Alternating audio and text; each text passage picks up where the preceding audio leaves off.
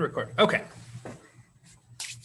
So, like I said, everybody, we're talking about America as a world power. We're going to talk about military and diplomatic responses towards international developments, and these international developments, forgot to speak there, are directly related to decolonization. So we're going to talk about decolonization a little bit, and then we'll get back into the Cold War-iness of decolonization and some of the outcomes of that. So we already said that. First key point is up and ready to go. Cold War competition extended to Latin America, where the United States supported non-communist regimes and had varying levels of commitment to democracy. Basically, during this time period, the United States does not really care if you're a democracy or not. The only thing they really care about is if you're not a communist. So they will support leaders that probably aren't the best types of people to lead long term or in general, just for the fact that they're not communist and they're pro-US. So something to keep in mind. We'll go ahead and give you about 2 minutes for that, and then we'll move forward.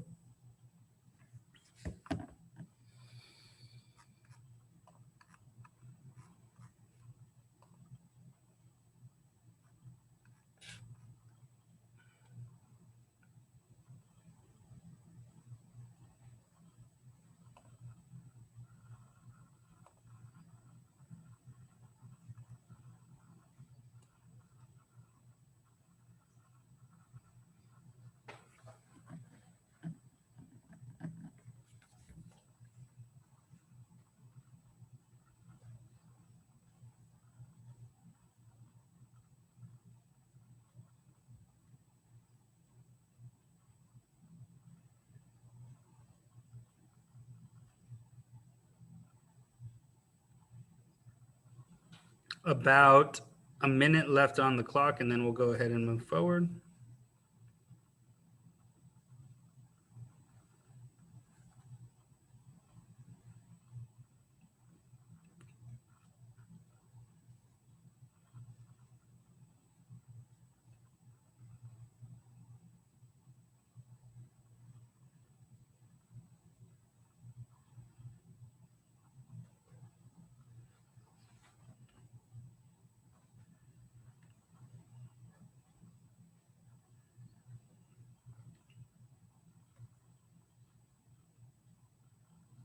Twenty seconds.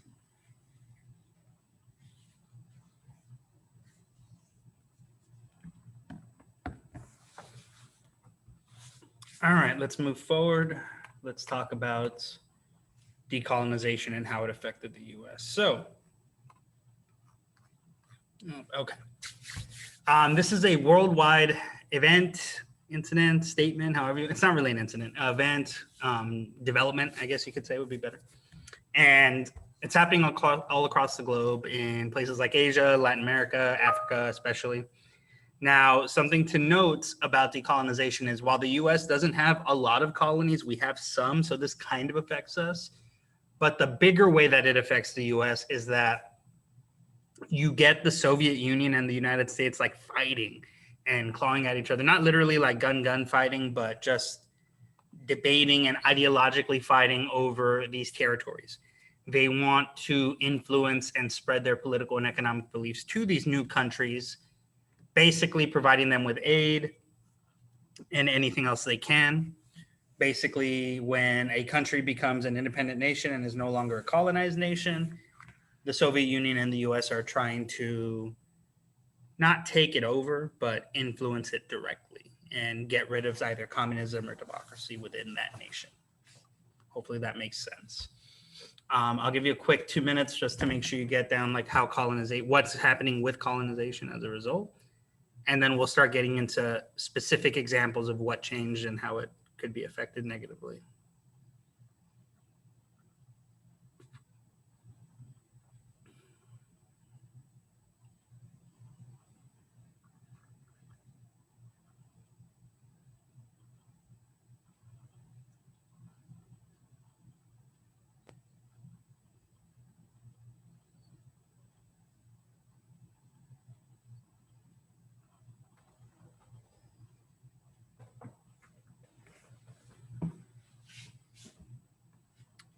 little bit more time, about, we'll go another 30 seconds and then we'll move on. I don't think we need too much more.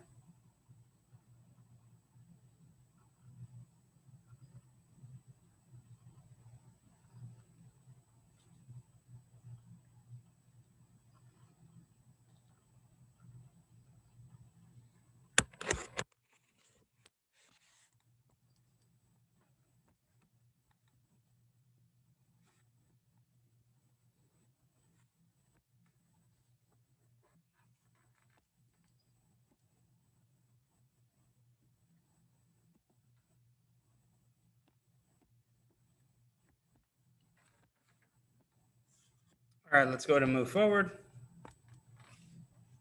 Let's start with, where is it? There we go, Guatemala. So in 1954, for reasons we will get into, the president of Guatemala, who was democratically elected, was a socialist who kind of wanted to nationalize certain pieces of land in Guatemala, things like the land that the U.S. banana plantations were on. So basically, he's going after American business interests. He wants to make sure that they can better support his people rather than America, right? And that is enough to get the U.S. and the CIA specifically to get rid of him. They don't kill him or anything like that, but they lead a coup, right? A coup, like they overthrow his government essentially. And this is led by CIA trained insurgents. And they install a military dictatorship instead in the nation and preserve American business interests, specifically in the realm of bananas. Again, not the greatest when it comes to doing, what we need to do to contain communism. Give you a quick minute and a half for this slide, and then we'll move forward.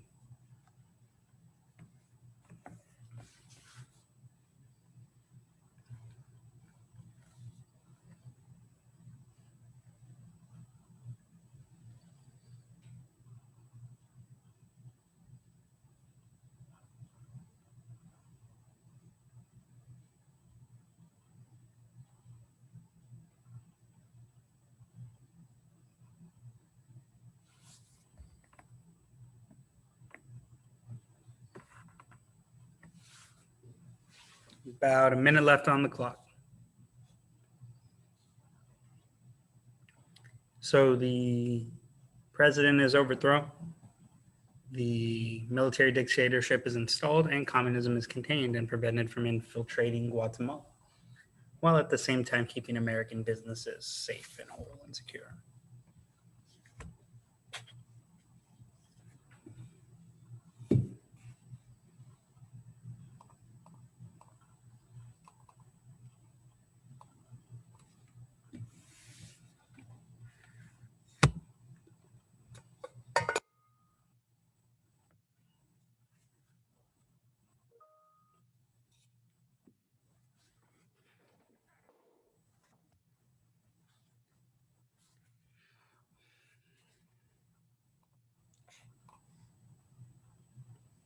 All right, let's go to move forward. So how about Cuba? Cuba is a big fat mess of international struggle and trauma and issues. Now, before Fidel Castro comes into power in 1959, who was Cuba dependent on? Cuba was an independent nation, democratically elected. But who did Cuba really answer to? Who did the Cuban government depend on for almost everything, or for a lot of things? Anybody know? Put it in the chat. If you don't know, put don't know. The U.S., right? They depended on us. Cuba depended on the United States. They were very tight and friendly with the United States. Now, in 1959, this guy named Fidel Castro takes over the government. He overthrows it himself, leads a revolution, and he makes Cuba a communist nation. President Eisenhower and the United States are not very happy that communism is only 90 miles off their shores, right? So they train a group of Cuban exiles with a plan to overthrow Castro's government, replace it with another U.S.-friendly one. This plan was carried out by JFK, and it became known as the Bay of Pigs invasion. It's important to note about the Bay of Pigs that it is a massive failure. These Cuban exiles landed, they were immediately either killed or captured or both in some instances. And it failed for a bunch of reasons. Part of it was because Kennedy may or may not have, well, we know he did this, but we don't know how much effect it had, right? Where he like scaled back American involvement. He was like, oh, no, we don't want to be invading Cuba and stuff. So he kind of scaled it back a little bit. You could also kind of just say, Castro was ready for it. He knew it was coming, and the invasion force just wasn't that good. A couple of things led to it. Basically, Bay of Pigs, massive failure. The U.S. attempted to invade that territory. It didn't go well for them. So that is one bit. I'll give you about 2 minutes because it's a lot, and the Cuba stuff's really important. And then we'll move forward afterwards. I'll give you about 2.5 minutes or 2 minutes and change.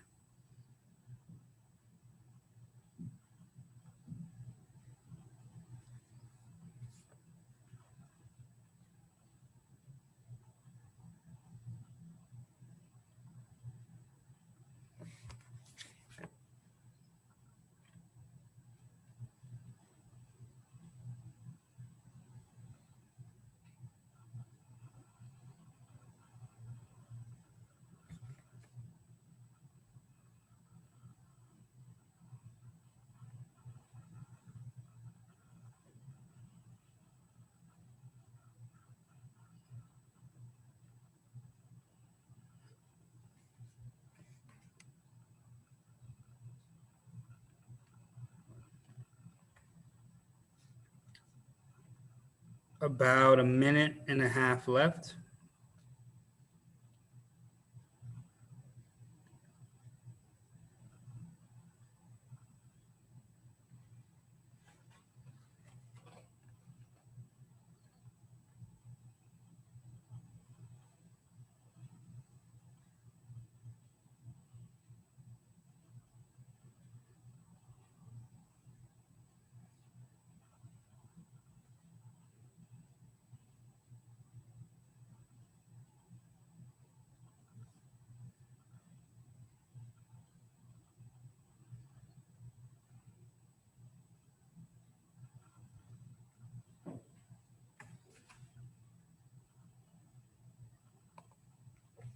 So Cuba, yes and no.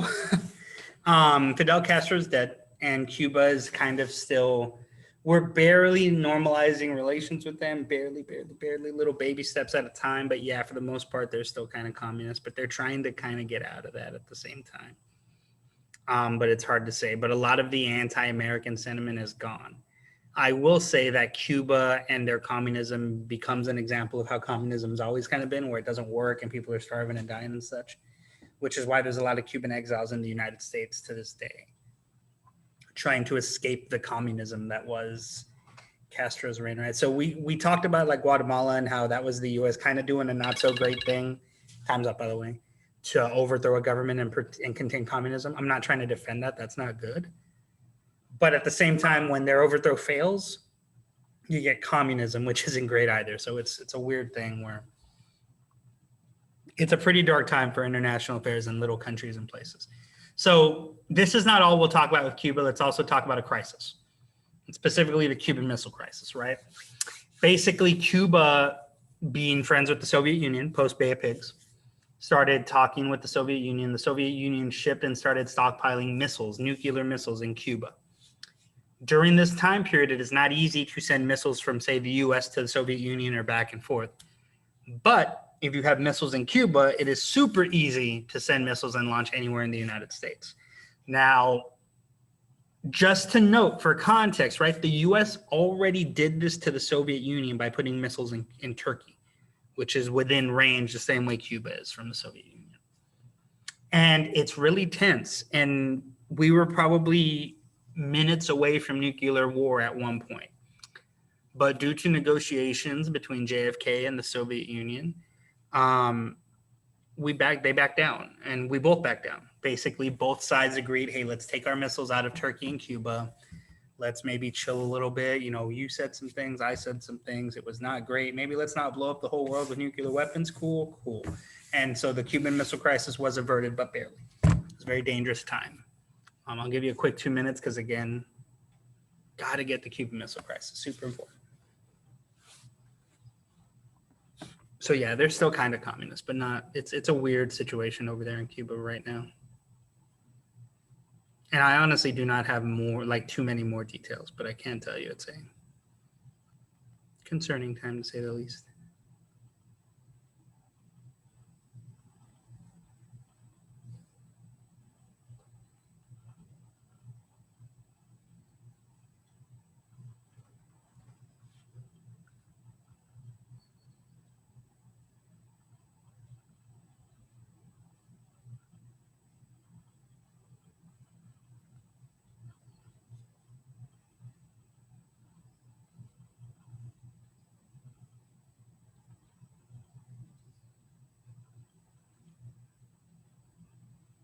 Well, they always made cigars, so that's funny. They always were like Cuban cigars were always the best because of the type of tobacco, is my understanding, and as well as just the methods. Right? It's kind of like I don't know if you guys probably aren't great with this example yet, but like if you have like your mom or your grandma that makes a dish, like a piece of food that you really like for me, the way my grandma cooks a lot of breakfast food is really, really good, like tortillas and stuff. I know how she makes it. She's told me, and mine just isn't quite as good because I probably haven't been making it for 50 years. You know what I mean? Like, and I use that analogy to tell you that Cubans have been making cigars by hand for like generations and generations and generations. So like a lot of those Cuban cigar factories, like some of those people exiled and are in America, and it's a little bit of that. But the reason that the Cuban cigar is so like famous is because it's literally as old as Cuba. Does that make sense? Like for as long as people have been making cigars, they've been making them in Cuba. So yeah, believe it or not, the cigars came first. But yeah, it's crazy.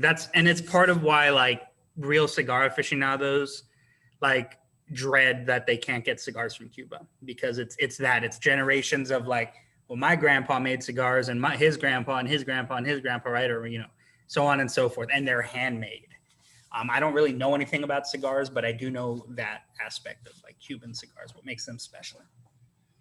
And with most things, right, whether it's like guitars, kitchen knives, most things except like cell phones, right? The more handmade it is, the better it typically is. The more like, especially if it's expert hands, right? I mean, it's just the way it goes for a lot of stuff. But yeah, no, they definitely stored missiles on there for a while. Like I said, I don't know. I'm not Cuban, but I would like to see I would love to see Cuba. It's supposed to be a really beautiful place. But who knows? All right, so let's talk about second key point. Hopefully that answered your question. So this is basically the same key point. It changed a little bit, but instead of Latin America, right, it's decolonization and the emergence of powerful nationalist movements in Africa, the Middle East, and Asia. Cold War allies sought to make allies amongst these. Field trip to the Cuban cigar factory. Yeah, we might all become international victims of something, but yes, maybe one day when relations are normalized. San Antonio high school students and teacher kidnapped in Cuba. That wouldn't be a good headline. But I would, again, that'd be cool. We definitely can't go there. Soviet Union, it's gone. Oh man, we should do something though. Senior year, we'll figure something out, guys. Once COVID's over, we'd be famous. It's true, we would be really, really famous. I don't know if it'd be worth becoming prisoners. I feel like yeah, exactly, but dead. We'd be real famous, but dead. At what cost? That's funny. So yeah, who knows? Time will tell though.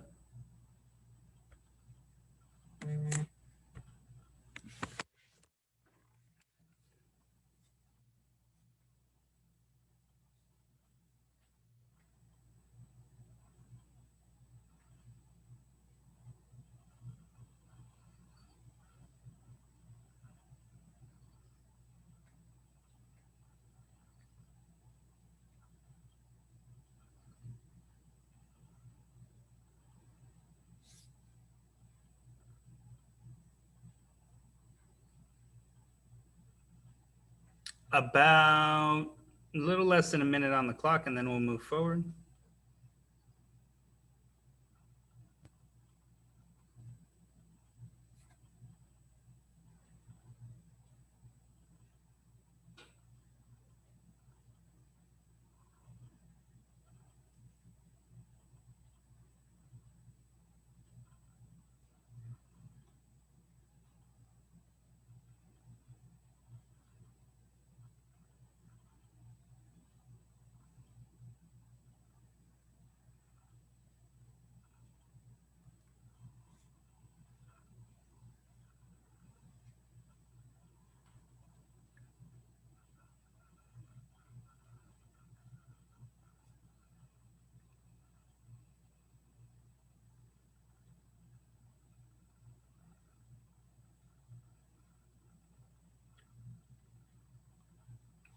All right, let's go ahead and move forward. If you need more time, let me know and I will backtrack.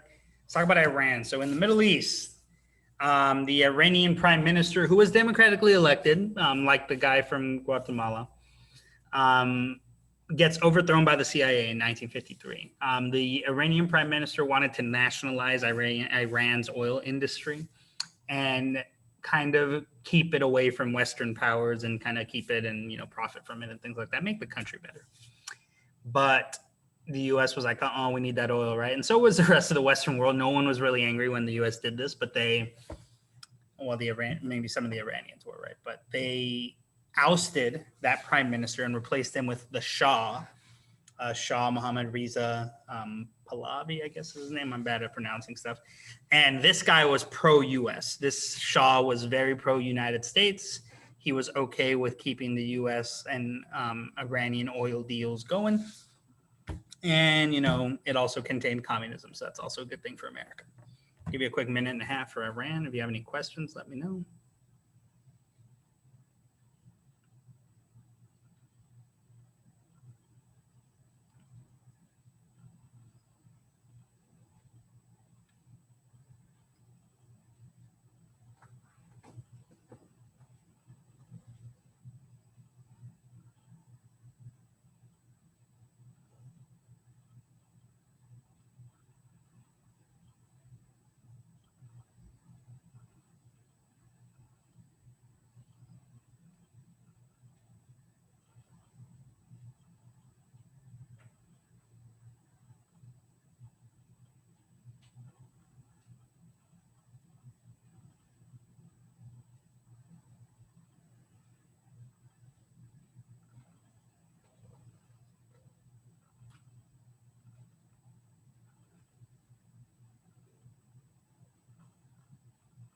About 30 seconds left on the clock, and then we'll move forward.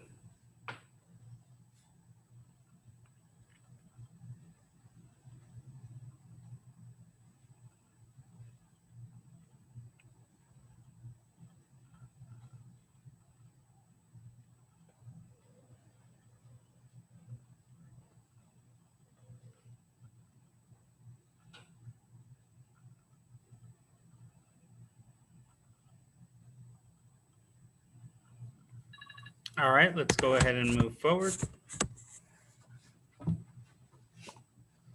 So Indochina/Vietnam. Indochina was decolonized. So basically, Indochina is Vietnam. So Indochina is like the colonial name for it, and then Vietnam is what it becomes named later.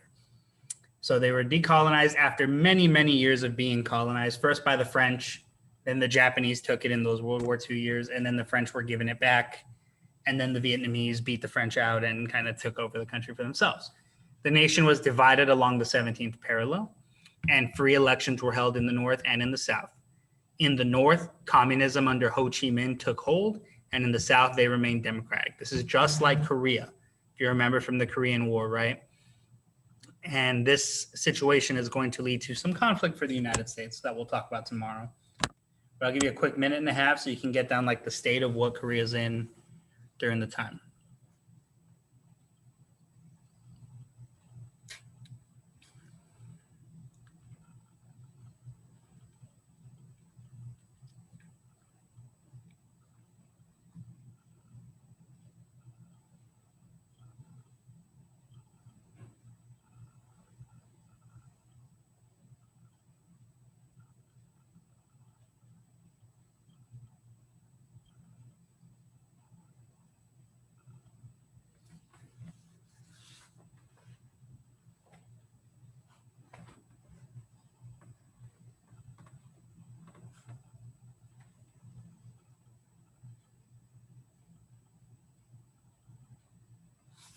About 30 seconds left on the clock, and then we will move forward.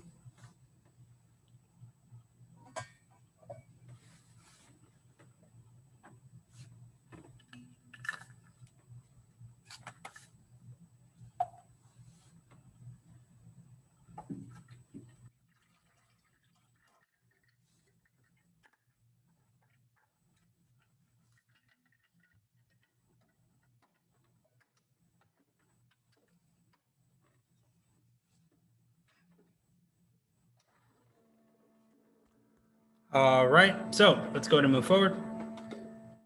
So Indochina / Vietnam will lead to a proxy war for the United States that will take place here in a little bit.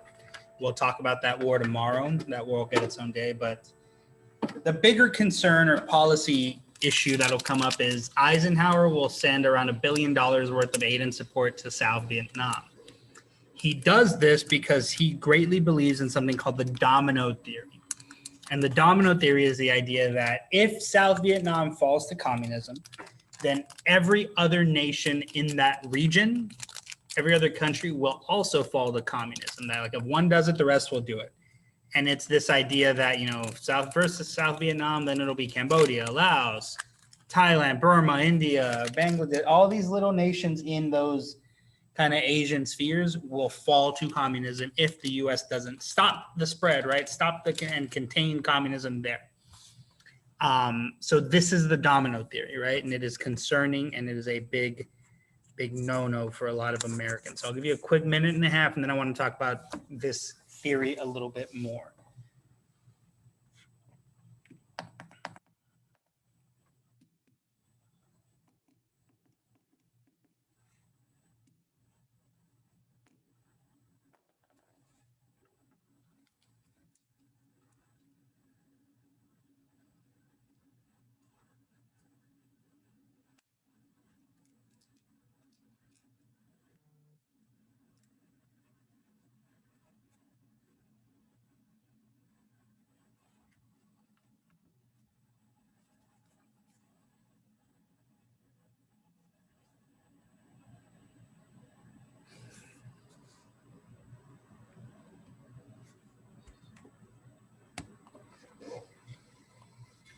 Oh, my mistake.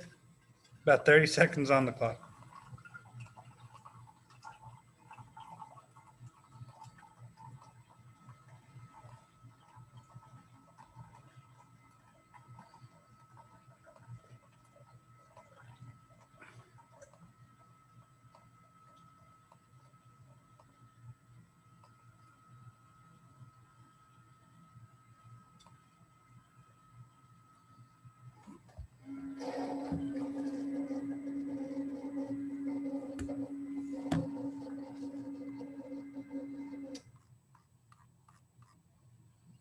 Okay, so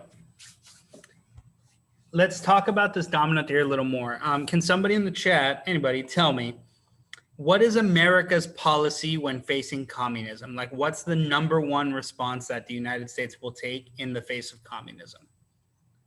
What's the job? Communism over there, what's America going to do to it? Or to the idea of it? Tell me in the chat. And if you don't remember, say don't know. Take it down, kind of. I'm looking for a very specific word / term. Starts with a C. They take it down, but how do they take it down? What's their plan to take down communism? It was the Truman Doctrine, and it's been adopted by every president since him so far. What are we doing to communism? Anything? It's how we take it down, because yes, the goal is take it down, but how?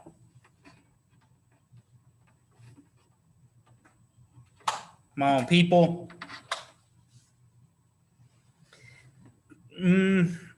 Not convert. We're not trying to get, okay. This one's important, so make sure you write it in if you didn't know it, if you forgot it, or if it slipped your mind, make sure it doesn't slip your mind next time. The goal of the US when facing communism is to contain it. Contain it to the places that it already is and not to let it spread. Does that make sense? Quick yeses or nos? Yes, okay. So again, the goal of fighting communism, contain it. Prevent it from spreading. Don't let it go past the Soviet Union. Don't let it go past places like China. Anywhere that it already is, Cuba, don't let it spread. That's the goal. The US will spend ridiculous, and I mean ridiculous, amounts of money to keep it from spreading. And it will get worse in the form of wars, right? The Korean War already happened. We'll talk about Vietnam tomorrow, and you'll see what I mean with that. So let's get into something that's a little more domestic and another issue that especially President Eisenhower was afraid of, and that's the military-industrial complex. So here's key point 3. It is our last key point of the day. We'll give you about a minute only to get that down, and then we will talk about what it means. So Americans debated the merits of a large nuclear arsenal and the military-industrial complex.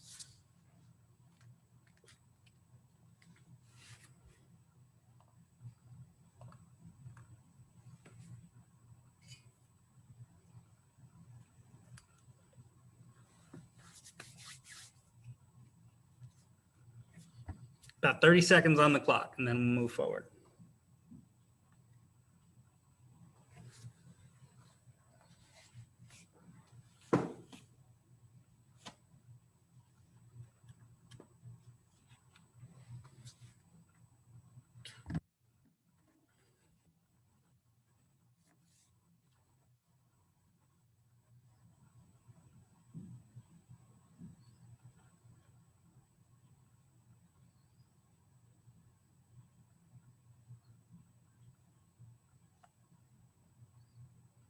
All right, let's go to move forward. So the military-industrial complex, what is it? How does it work? What's Eisenhower's worry, right? So Eisenhower's worried about the idea of this military-industrial complex taking hold in the U.S., and he spoke out against it, especially near the end of his presidency. Basically, the idea is that a nation's industry, right, their ability to make things needs to be independent of like munitions building. So he's worried that what he sees in America is an industry that is too dependent on making military items, right? So things like planes, tanks, guns, bullets, things like that. His concern is if your industry keeps depending on military production, what will you need in order to keep making that stuff? Like, what's he worried about happening? If all you do industry-wise is make military stuff, what do you need to keep happening as a country? War, exactly. He's afraid that battles. He's afraid that the dependence on military production in American industry could lead to policy changing and more military conflicts down the line. He's like, if y'all don't fix this, if y'all don't stop making tanks and planes and bullets and guns and stuff like that, you're going to need to justify why you're making all that stuff, and you're going to have to get into more military conflict down the line. He's worried that they're going to fall too deep into the Cold War. Does that make sense? And it is an issue that he points out. He's one of the first ones to kind of point out the fear and concerns of that stuff. So I'll leave that up for a little less than 2 minutes so that we get time to talk about it, and then we'll talk about what we are doing to close out the class.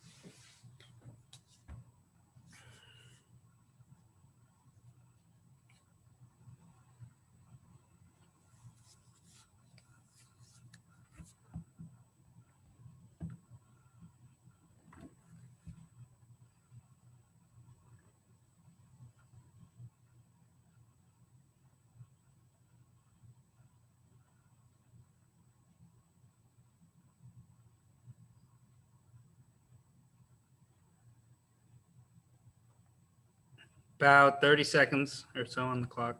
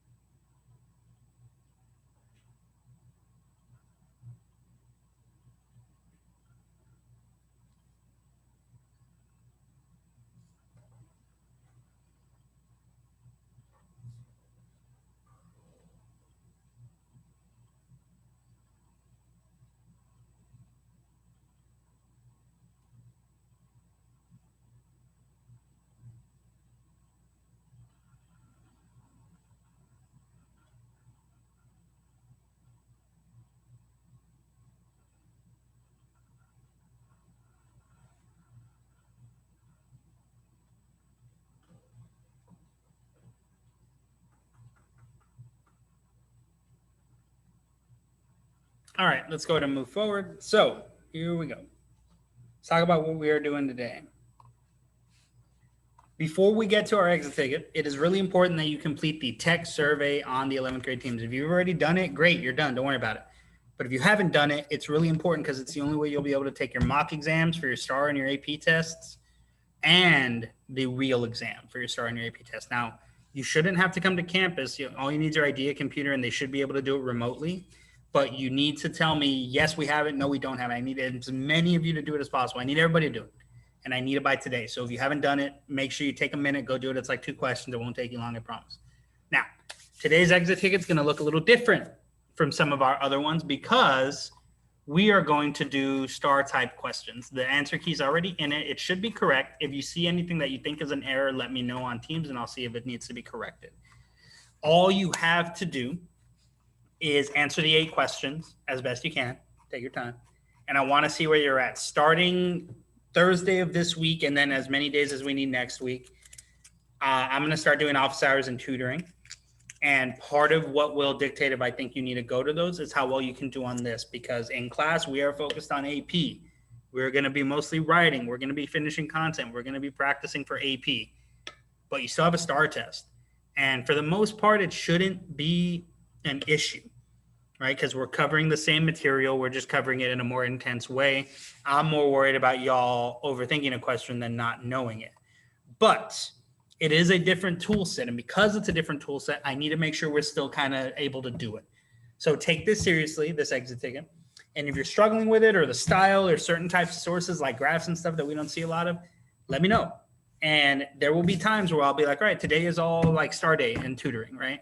There will be times in review post AP exam where I might do the same thing. But right now we're still focused on AP because the AP test is in May. It's on the 6th. The mock for STAR is April 1st. That'll be the true test, right? That's a mock test. And that'll tell you, like, if you do well on that mock test already, you're golden. You don't need to worry about it. But if you struggle with it, then you're going to be, but we'll worry about that when we get there. So again, practice STAR level questions. Take it seriously. If you just got here, if you're late, if you missed class, or if you weren't paying attention, wait for the video. Make sure you complete your exit ticket. It is due. The video will be uploaded in a few minutes.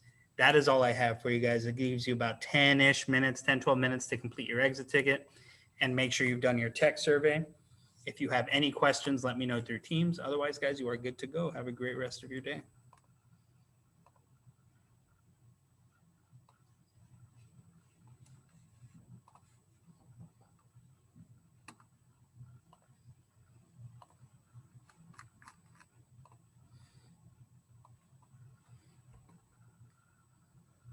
All right, guys, I'm going to end the video so I can go ahead and upload or end the call so I can upload the video. If you have any questions, reach out. If you missed any pieces of class, watch the video. See y'all.